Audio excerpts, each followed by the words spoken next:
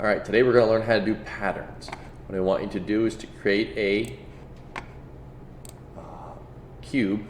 Let's make it 6 by 10. So we'll do a new sketch, 6, tab, 10, enter. So draw a rectangle that's 6 by 10 and then extrude that 0.5 inches. Extrude that 0.5 inches. All right, so I drew a rectangle, 6 by 10, extrude it 0.5, pause the video. 6 by 10, 0.5. Now what we're going to do is we're going to put a hole in it. So I'm going to do a new sketch on this surface, and I'm going to grab a circle and put the circle anywhere in this gray area and make it 0.5. Make sure the circle is not on the line on either edge, and you should be able to move the circle. Pause the video, draw a 0.5 circle.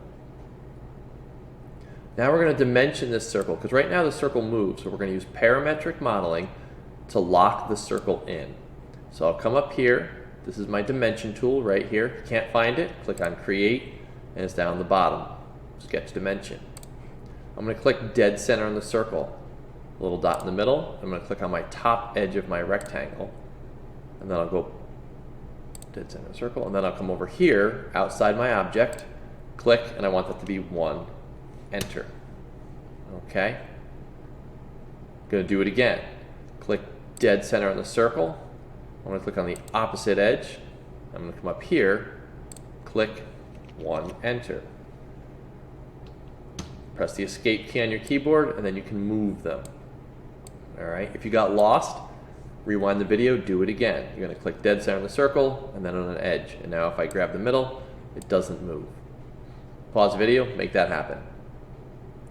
Finish sketch, and we're going to extrude that all the way through, which is negative 0.5. All right, and now we have a hole right there. All right, so there's our hole. Now I want to put a whole bunch of holes in my project. So I'll click on create, pattern, rectangle pattern, do it. Create, pattern, rectangle pattern. I'll bring this over here. All right, here's how this works. What do you want to pick? Well, this would be a face, this whole surface. We don't want that. So I'm going to click down here. We're going to change it to features. The hole is a feature. So change type to features. Click on the inside of your hole. It should light up blue. See how mine's lit up blue? And it says objects. One of them is selected. I selected one object. Next, I'm going to pick my direction. I'm going to select the direction. So I'm going to click on one of the edges right here. Click on the edge of your rectangle.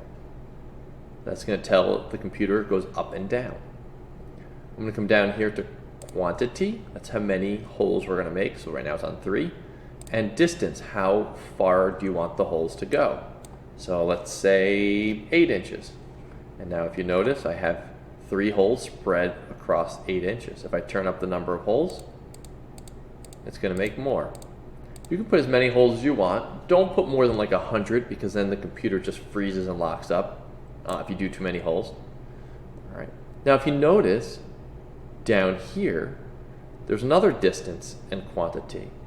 And that's this other arrow right here. So if I come down here and type in, let's say 4 for a distance, now I'm going to have holes coming here. If I put too big of a number, like if I put 6, it's going to put holes way over here. So you have to play around with the numbers a little bit to get it to fit. Okay, and if I hit OK, it makes a whole bunch of holes.